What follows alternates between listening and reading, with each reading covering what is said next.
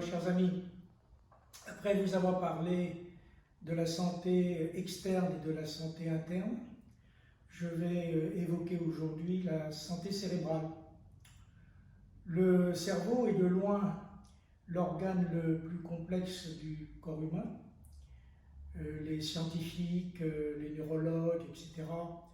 ne sont pas encore parvenus à explorer toutes les facettes et tous les secrets.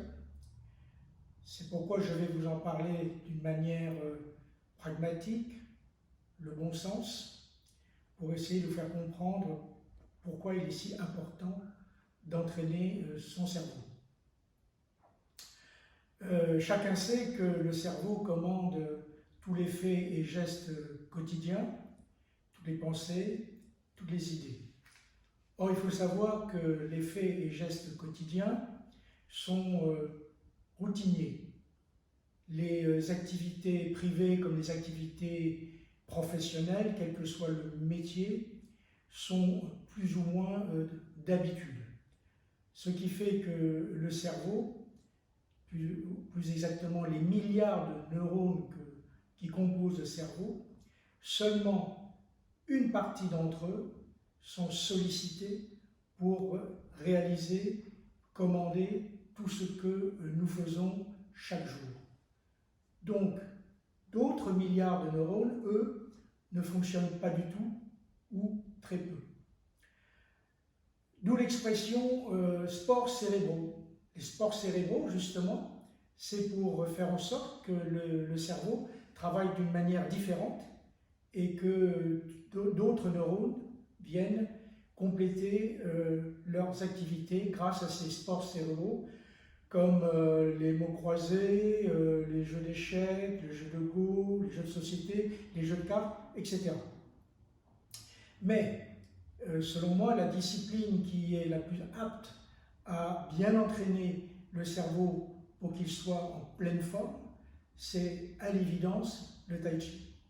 Pourquoi? Pour deux points essentiels. Premièrement, le cerveau, comme tout muscle, a besoin d'être entièrement irrigué, oxygéné. Faute d'oxygène, il tombe malade, et c'est souvent le cas lorsque on est victime d'un AVC.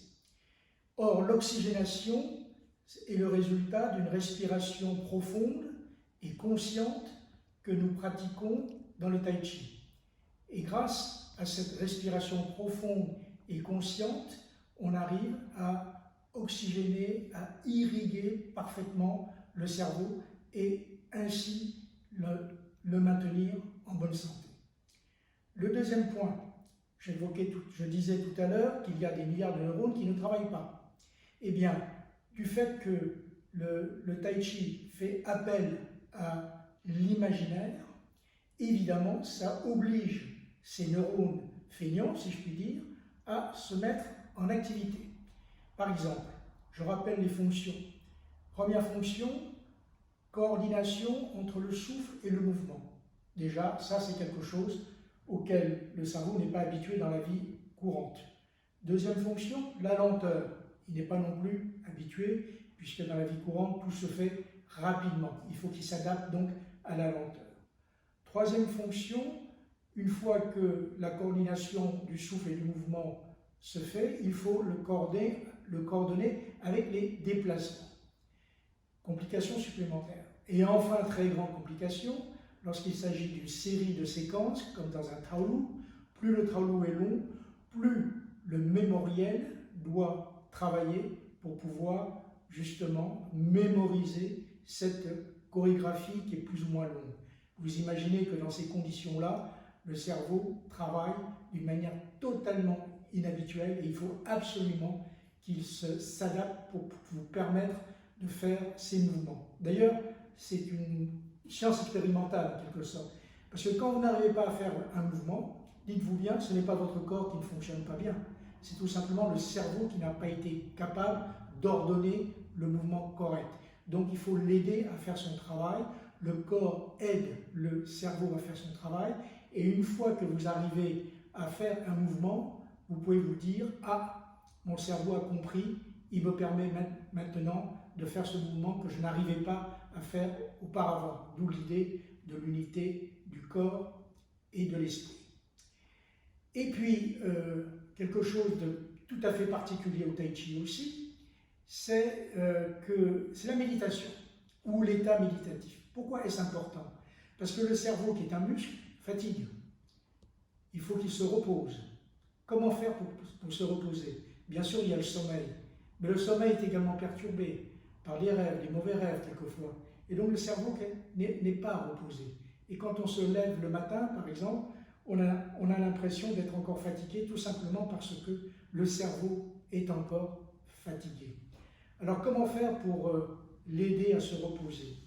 À un certain niveau de pratique, avec la concentration, avec l'entrée dans ce que j'appelle d'un état méditatif quand on pratique un Taolu, eh bien on aide à éliminer du cerveau des quantités d'idées qui viennent s'entrechoquer et qui viennent le fatiguer. Cet exercice oblige le cerveau à se concentrer sur une seule chose. Il doit se concentrer sur le souffle, sur votre respiration. En se concentrant sur une seule chose, il oublie tout le reste. Donc pendant la durée d'un Taolu, quelques minutes, ça suffit par jour pour que votre cerveau se repose, et s'il est bien reposé, il peut encore mieux assumer ses fonctions et ses responsabilités. Donc je résume, ce qui est bénéfique pour le cerveau grâce au Tai Chi, c'est 1. L'oxygénation et l'irrigation parfaite du cerveau, ce qui évite certaines dégénérescences cérébrales, et 2. Ce que je résume en un seul mot, l'imaginaire, pour que plus de neurones possibles travaillent. Alors, évidemment, je ne vais pas vous dire que le Tai Chi permet de guérir les maladies de dégénérescence cérébrale, comme l'AVC, Parkinson ou Alzheimer, mais le Tai Chi permet de prévenir.